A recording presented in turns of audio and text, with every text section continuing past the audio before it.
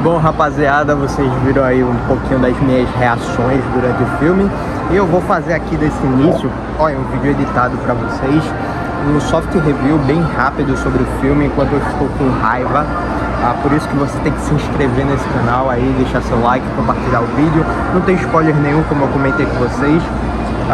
Vou organizar minhas ideias melhor no outro take, mas agora é só, tô aqui no shopping, não tem muito o que fazer, barulho, talvez não esteja nem conseguindo ouvir minha voz direito.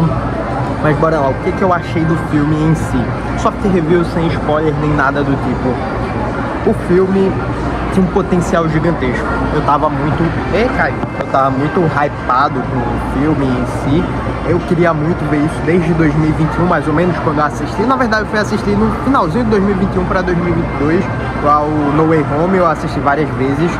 Só que o filme agora, Homem-Aranha Um Novo Dia, tem um potencial gigantesco de ser um sucessor de melhor filme do Homem-Aranha, lá com o Homem-Aranha 2 do Tobey Maguire, mas infelizmente não foi isso. Eles têm uma faca e um queijo na mão, é uma história isso daqui, obviamente inspirada no Homem-Aranha 2. O Homem-Aranha 2 adaptou o arco Homem-Aranha Nunca Mais, o Spider-Man No More. E esse daqui adaptou o arco do Peter Parker Nunca Mais, Peter Parker No More. Porém, não souberam fazer, não souberam. Eles têm literalmente a faca e o queijo na mão. Entendo, pra você fazer um bom filme do Homem-Aranha, você tem que fazer um filme intimista do Homem-Aranha. Um filme, tem pontos positivos sim o filme, só que não é aquilo que eu tava esperando. É um filme intimista, que mexe com o lado emocional do Peter. Eles até tentaram trabalhar o lado emocional do Peter, porém bem fracamente, bem fraco. Eles se focaram mais no fanservice. Um spoiler que não é pra ninguém, que são as teias orgânicas. Dentro do filme tem lá o seu arco, mas eu acho que as teias orgânicas em si não serviram de bosta nenhuma, só foi pra fazer um fanservice. É o Peter Parker do Tobey Maguire, o Homem-Aranha do Tobey Maguire, não adiantou de nada. E só foi pra fazer esse fanservice, pra se sustentar no fanservice, se sustentar com o Justiceiro, se sustentar com o Hulk, que o pessoal gritou quando viu o Hulk, mas uma lógica podia até encaixar ali. Mas eles se sustentam mais querendo fazer uma história grandiosa e misturando com aspectos íntimos, e sai uma coisa medíocre. Não é horrível nem nada do tipo, tem os pontos positivos. Eu vou organizar melhor as ideias e trazer aqui um vídeo pra vocês na continuidade, quando eu estiver menos irritado, porque agora eu estou muito irritado. Mas eu só tô falando as porcarias que tem no filme, mas tem pontos positivos. Mas o filme é isso, é medíocre. É bom somente para um filme do Homem-Aranha que tinha tudo para ser um novo Homem-Aranha 2. O Homem-Aranha vai ter uma trilogia, muito provavelmente, com esse novo diretor. Eu espero que eles evoluam pro Homem-Aranha 2. Tem o Venom aí, eu espero que eles segurem o Venom para um sexto filme com Tom Holland e façam de verdade no Homem-Aranha 5 uma história intimista do Homem-Aranha, que mostre ele não continuando como MJ, que isso daqui pra mim foi o maior erro, continuar com a MJ e com o Ned. Era pra ele se isolar completamente disso, ter um novo arco, descobrir novos personagens pra ele fazer essa amizade, enquanto seus amigos antigos estão saindo. Descobrir a Gwen Stacy, que, sei lá, basicamente ia atrás do Peter, mesmo ele não querendo, ia lá, Peter, pra mim ia ser a melhor coisa descobrir a Gwen Stacy desse universo, e o Harry Osborn pra dar uma pontinha pro Duende Verde desse universo. Pra mim ia ser a melhor coisa possível. Mas o filme não faz isso, o filme literalmente gira rodas que o Homecoming, o Far From Home e o No Way Home estavam lá. Não cobriram todas as consequências dos filmes, das atitudes do Peter dos outros filmes. isso é uma evolução, pelo menos ele tá crescendo. Mas, bicho, muito ruim, muito. Eu tava com as expectativas lá em cima e caí. Mas vamos fazer uma análise melhor aí, trazer um pouco da minha visão, da cosmovisão cristã para o Homem-Aranha em si, sem spoiler nenhum, tá certo? Bom, fiquem aí com o próximo take do Igor, menos brabo, saindo do cinema. Rapaziada, perdão pelo início do vídeo, mostrei um pouquinho aí do filme, minha reação durante o filme, assim que acabou na sala de cinema ainda, um pouco escuro, mas acho que deu pra vocês verem, e também mostrei minha reação assim que eu saí do cinema, com o áudio meu cagado pelo que eu vi, mas deu pra entender. Agora eu estou mais calmo, ainda chateado com o filme, mas mais calmo. Organizei um pouco das ideias aqui no bloquinho e vamos comentar um pouco sobre o que eu tava esperando do filme, o que eu achei do filme, sempre na cosmovisão cristã, porque é o intuito aqui desse quadro, O Mundo da Lua, não parar no filme ou na obra que a gente está analisando, mas mostrar para onde se aponta, que é Cristo Jesus. Aonde a graça comum é derramada, a gente mostra o verdadeiro intuito por trás daquilo. Para quem não me conhece, me chamo Igor Rafaelo, sou o apresentador daqui do canal Um Mundo Ordinário. Você está no quadro O Mundo da Lua, que tem esse intuito, esse objetivo, e vamos comentar um pouquinho mais sobre o Homem-Aranha. Antes de eu entrar nos pontos positivos e nos pontos negativos, quero mostrar para vocês aonde que estava a minha expectativa com o Homem-Aranha, o que o Homem-Aranha representa. Tem até um vídeo short que eu fiz aqui nesse canal e postei lá no Instagram. No Instagram deu mais visualização. Pela primeira vez na história isso aconteceu. E eu expliquei um pouquinho da história do Homem-Aranha e por que eu tava esperando tanto para esse filme do Homem-Aranha, mas as expectativas estavam lá em cima. O Homem-Aranha foi criado lá na década de 60, se eu não me engano, em 64, pelo Stan Lee e pelo Steve Ditko, com um objetivo diferente. Nós tínhamos sempre heróis que representavam coisas que não estavam para a sociedade, aquilo que acontecia. Por exemplo, Superman, o super-homem, o primeiro herói de todos. Não tinha como a gente se ver no Superman, apesar que o homem é meio tabacudo e se vê em tudo que é canto, a gente não conseguia se ver no Superman justamente porque o Superman era um cara do espaço, um extraterrestre indestrutível, inabalável, que não tinha fraqueza nenhuma, e a gente não conseguia se ver num personagem, a gente não conseguia. Apesar que a gente, como homem, a masculinidade, a gente se via em tudo que é possível, mas a gente não conseguia ter essa coisa com o Superman, o tchan com o Superman. E veio o Batman, que tentou aproximar mais a gente do morcego, aproximar mais a gente do herói um pouco depois, porém o Batman era um bilionário, e a maioria dos leitores de quadrinhos eram pobres, lascados, que estão devendo até as botas, que tinham que pagar boleto no restante do mês. O Batman, apesar de ter perdido os pais, tem uma aproximação mais de sofrimento com a gente, ainda assim não era o sofrimento que muita gente tinha. E fora outros heróis até da própria Marvel.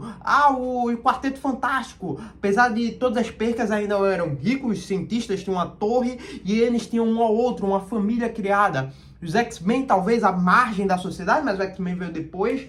Mas, enfim, o Homem-Aranha foi o primeiro super-herói para pegar uma fase. Para pegar a molecada adolescente já entrando na fase jovem adulta, entrando na vida adulta, que já começava a sentir responsabilidades. Que muitas vezes, principalmente lá nos Estados Unidos, e com medo de uma nova guerra acontecer, que estava no período da Guerra Fria, tinham esses jovens que estavam trabalhando para pagar as contas, que estavam conciliando de estudar, e ainda pessoas que talvez não tinham apoio, pessoas que as famílias eram conturbadas, que era a maioria das coisas que acontecia naquela época, adveio do que aconteceu na Segunda Guerra Mundial, com os jovens lá de 1945, assim que a guerra acabou, sofrendo os efeitos, o pós-guerra, os efeitos traumáticos do pós-guerra, e colocando peso nas suas famílias, pessoas normais,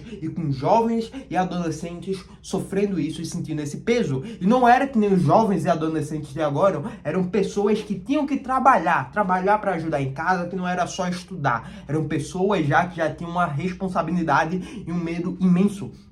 O Homem-Aranha veio pra isso naquela época. Perdeu o tio Ben, só tinha a tia May em casa. Apesar de ter essa estabilidade com o amor da tia May, ainda assim era uma pessoa perdida, com contas a pagar, que tinha que trabalhar, fazer seus bicos, que tinha que tirar nota boa e ainda assim tinha um Homem-Aranha. E todas as coisas, o Homem-Aranha, o seu pecado compactuava não, mas matava a vida do Peter Parker aos pouquinhos. E não ficou nisso. O Homem-Aranha, nos quadrinhos, cresceu juntamente com seu público. Não ficou só no ensino médio na escola, ele foi pra faculdade. E a faculdade teve todo o peso. A perda da Gwen nos quadrinhos, a Gwen Stacy, a Mary Jane, e todo o murmurinho que acontecia com a Mary Jane, se fica, não fica, e tudo isso abalava cada vez mais o Peter Parker. Até o ponto de chegar na das mais famosas histórias do Homem-Aranha, que é o Homem-Aranha Nunca Mais, Homem-Aranha No More, que foi adaptado genialmente pelo Sam Raimi lá em Homem-Aranha 2 com Tobey Maguire. E basicamente é isso, todo o cerne do Homem-Aranha, toda a cosmovisão do Homem-Aranha é isso. E a gente pega o próprio Homem-Aranha do Tobey Maguire, ele pegou o cerne que o Stan Lee quis transmitir com o personagem e trouxe para os anos 2000. A gente precisa lembrar que foi em 2002 que o Homem-Aranha foi lançado nos cinemas. Não podia pegar só o Homem-Aranha de 1960 para aquele Homem-Aranha de 1960, o pessoal acha que é um abestalhado, mas não, o cara revidava, era doido, tinha sua motinha, era meio descolado, entre aspas também, tá ligado? E o público de 2000 já era outro, era um público que gostava de Homem-Aranha mais introspectivo, mais... não me toque, tá ligado? E o Sam Raimi conseguiu pegar isso e passar pro Tobey Maguire com uma atuação bunda mole do Tobey Maguire, devo admitir, mas pra proposta é muito boa e serviu genialmente na época. E o Sam Raimi pegou isso pra Homem-Aranha, conseguiu fazer ótimas histórias do Homem-Aranha nisso. Tanto Homem-Aranha 1, Homem-Aranha 2 e Homem-Aranha 3, que é o pior dos três, mas não é ruim, é medíocre, como esse filme aqui do Tom Holland. A gente tem lá em 2012, que foi o primeiro filme que eu vi no cinema, que foi o Homem-Aranha com o Andrew Garfield. Talvez eu tenha um carinho maior pelo Andrew Garfield por causa disso, eu amo, pra mim o meu Homem-Aranha e o meu Peter Parker favorito é o do Andrew Garfield, que pegou a época, pegou os jovens da época, não era minha época de adolescente, mas o pessoal de adolescente daquela época tava muito nisso, bem sombrio, meio bad vibes, muito por causa do Batman, da cultura da época também. O pessoal já começou a pegar umas fases meio ruins no Brasil, assim por se dizer, principalmente trazendo aqui pro Brasil consequências de crise dos caminhoneiros, governo Dilma com juros, com tudo lá em cima. O brasileiro estava sofrendo, os jovens estavam sofrendo, porque muitas vezes os pais estavam descontando neles próprios. Isso serve até pro próprio Brasil, tá ligado? Para o mundo, na real, vindo de uma crise de 2008. E o Tom Holland, no início, pegou justamente isso. Pegou minha fase de jovem adulto, de adolescente para jovem adulto, e conseguiu pegar isso. E ele foi evoluindo. A gente viu lá o Homecoming, que teve a evolução no final. Aí teve o Longe de Casa, que foi uma desevolução, foi uma involução completa. No No Way Home conseguiram recuperar. E chegamos num momento que a gente tem aqui com Homem-Aranha Brand New Day, o Homem-Aranha Um Novo Dia, que sim, mantiveram as evoluções, agora passando pela cosmovisão do Homem-Aranha, que tudo isso mostra a Cristo, como eu já falei no short lá, eu não vou repetir isso porque o filme me deixou com raiva, mas esse é o papel do Homem-Aranha, mostrar isso para a sociedade, e conseguiram captar isso, e chegamos no momento do Homem-Aranha Um Novo Dia, que eu tô muito chateado com o filme. Antes de eu falar os pontos negativos, o filme não é uma completa merda, ele não é ruim. Medíocre não é ruim, medíocre é a média. E o filme só é isso, o filme só é bom. Minhas expectativas estavam muito acima, porque a gente veio de muitos erros com o Homem-Aranha, em Longe de Casa, com o Homem-Aranha com muita tecnologia, um Homem-Aranha feito para a geração Alpha e não para a geração Z, que é a minha geração. E a gente esperava um Homem-Aranha mais pé no chão, menos tecnologia, menos tecnológico.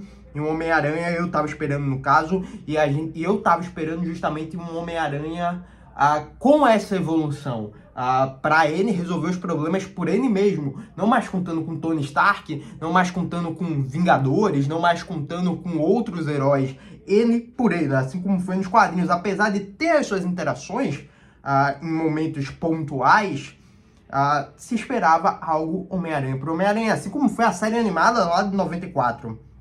Só que não foi isso que fizeram. Mas, vamos lá. Pontos positivos da história. A tentativa de criar uma história íntima do Homem-Aranha. Eles, com certeza, se inspiraram na saga dos quadrinhos Peter Parker Nunca Mais. E eles fizeram justamente para o pessoal comparar. Isso daqui é um filme que eles fizeram de comparação. Eu estou falando brabo porque eles podiam explorar isso muito mais. É um acerto, mas também é um erro ao mesmo tempo. Já a gente comenta dos erros.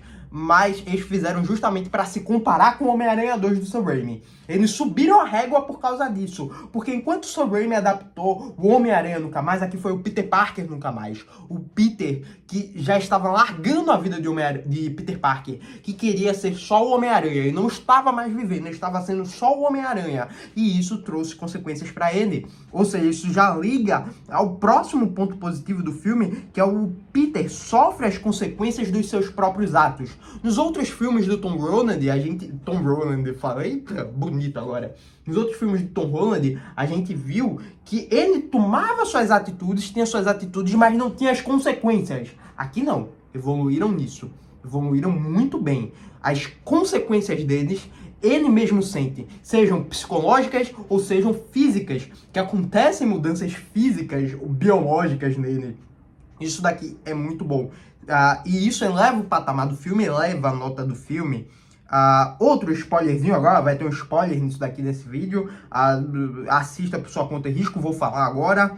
Ele não teve a reconciliação com a MJ. Isso foi um acerto genial do filme. Por quê?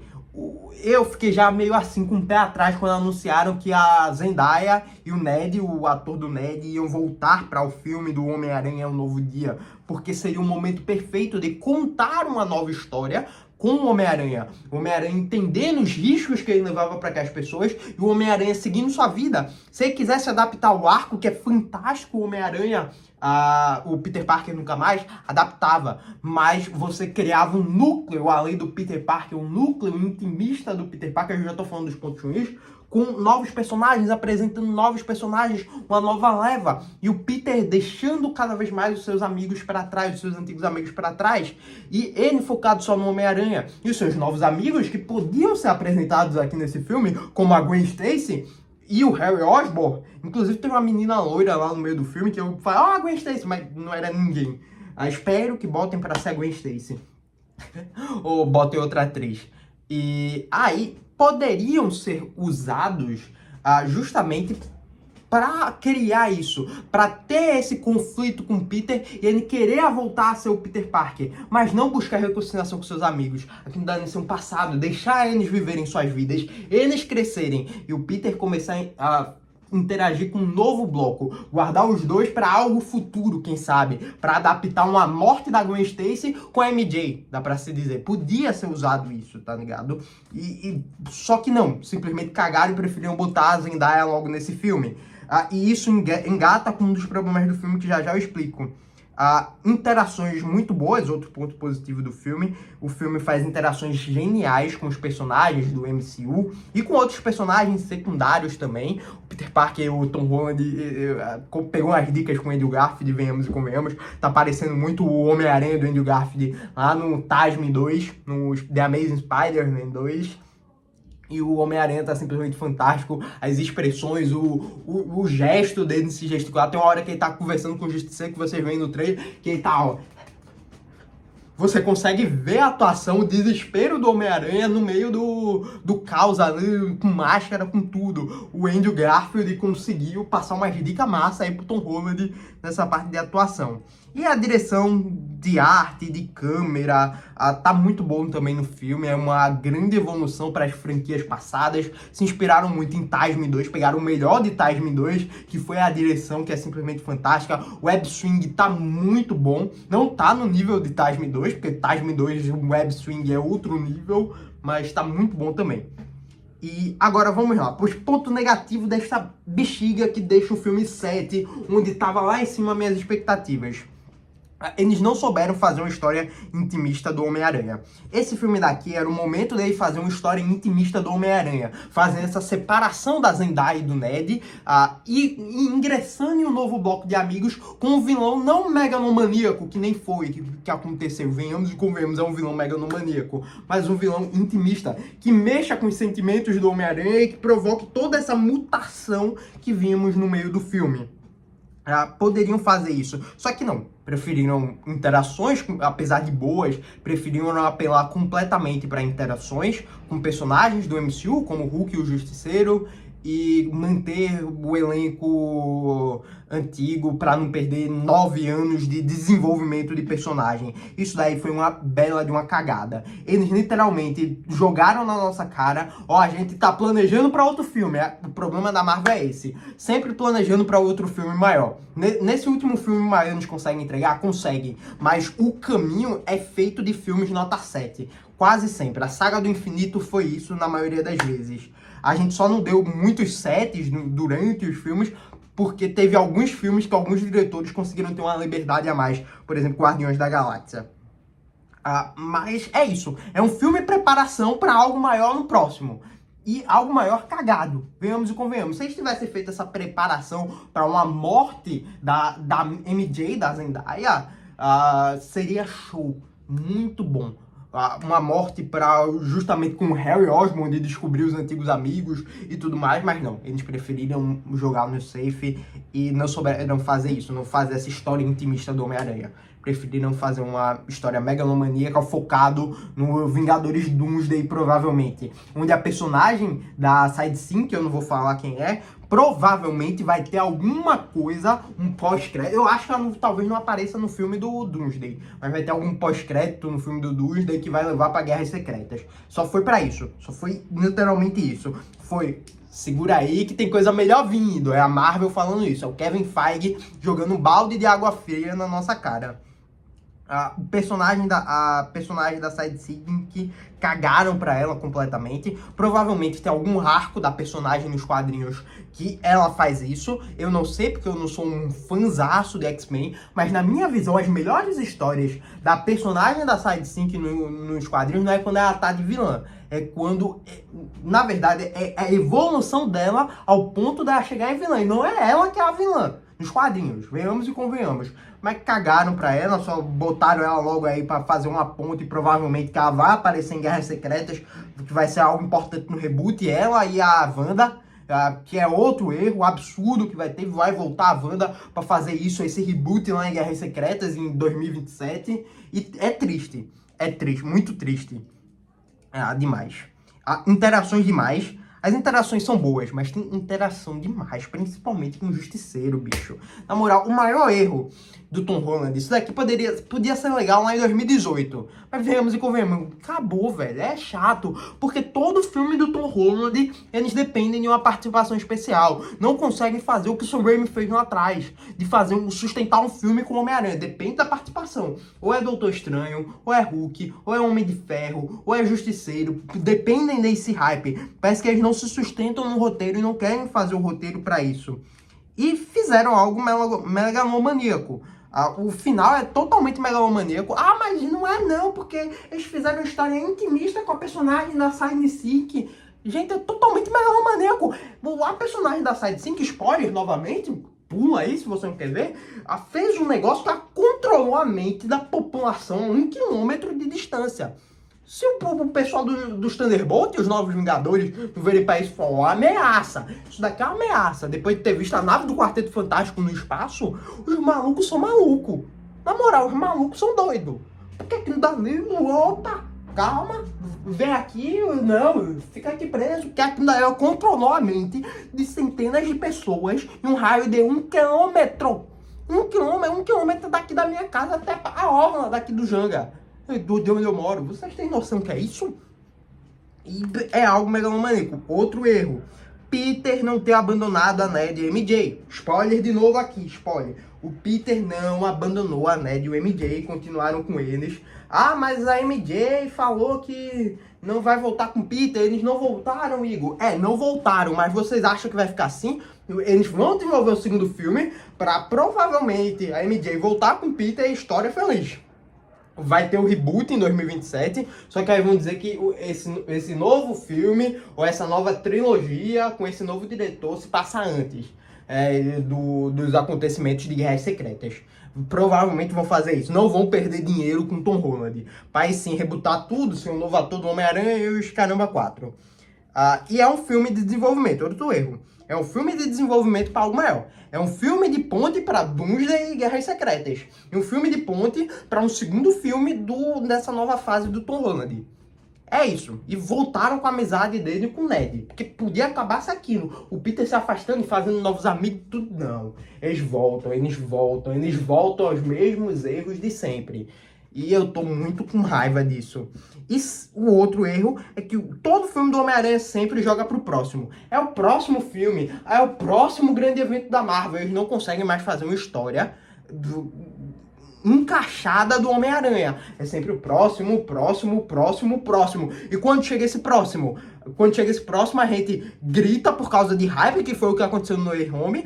A história é boa, mas não é essas coisas. O pessoal só tava dando nota maior por causa do Tobey e do Andrew. Aí joga pro próximo. Aí esse próximo vai ser algo megalomaníaco, que vai ter o Venom, muito provavelmente, que foi um acerto terem segurado, pelo menos isso. Aí vai ter o Venom lá, que aí o Venom vai fazer não sei o que e tal, e vai matar não sei o que, aí vai ser algo megalomaníaco, que vai reunir o Sexteto Sinistro, aí o Andrew vai fazer algo assim de multiverso. É isso. E o próximo se sustenta no hype. E esse evento megalomaníaco é hype puro. E não uma história do Homem-Aranha que nem a gente tá acostumado a ver. Uma história boa, intimista, Homem-Aranha por Homem-Aranha. O Peter Parker por Homem-Aranha. E isso é um erro simplesmente fantástico. Eu não gostei porque eu tava esperando algo muito maior. Não maior nesse sentido, mas algo Peter Parker, Homem-Aranha. Com algumas participações para fazer o cameo, tudo bem, show. Mas exageraram muito. E a nota do filme caiu. O filme é isso, é medíocre. O pessoal vai dar hype por causa das coisas que aconteceram. O pessoal gritando porque aconteceu tal coisa com a MJ. Sendo que isso é puro hype, não faz nem sentido ter aquilo. Eu não sei se eu sou o cara chato, nostálgico, que tá reclamando porque o passado é glorioso. Talvez eu esteja sendo um cara chato. Mas, pô, eu cresci, o Homem-Aranha é o meu segundo herói favorito. Só perde pro Batman, é um dos meus heróis favoritos. É pedir demais. Um filme do Homem-Aranha, como a gente cresceu assistindo, é pedir demais. Um filme do Homem-Aranha como Homem-Aranha, sem ser toda essa parada de Vingadores, que literalmente já tá totalmente saturado. Putz, quando eles começarem a entender que os filmes, pô, é o Batman, o The Batman. Porque o The Batman deu tão certo e é o segundo melhor filme do Batman, só perto do Cavaleiro das Trevas. Porque o filme do The Batman é o The Batman. Não precisa de Liga da Justiça. Não precisa, o próximo vai ser grandioso. O próximo não sei o quê. Não, é The Batman. The Batman por The Batman. Pronto, acabou. A atuação do Robert Pattinson, aconteceu isso, uma história fechadinha. Quando que vamos ter isso com o Homem-Aranha? Mas não, a gente que é fã do Homem-Aranha vai continuar sendo feito de trouxa, porque na minha opinião é isso, a gente tá sendo feito de trouxa pela Marvel e pela Sony, que só vamos sustentar o Homem-Aranha no hype e cheio de tecnologia. A nota pra mim do filme é 7, não consegui passar muito a cosmovisão cristã aqui, mas porque eu tô revoltado. Depois eu vou fazer outro vídeo do Homem-Aranha. Mas enfim, é isso, galera. Um beijo bem grande e eu preciso de uma água aqui, que eu já tô pé da vida, na moral, clica no vídeo aí do lado, tamo junto.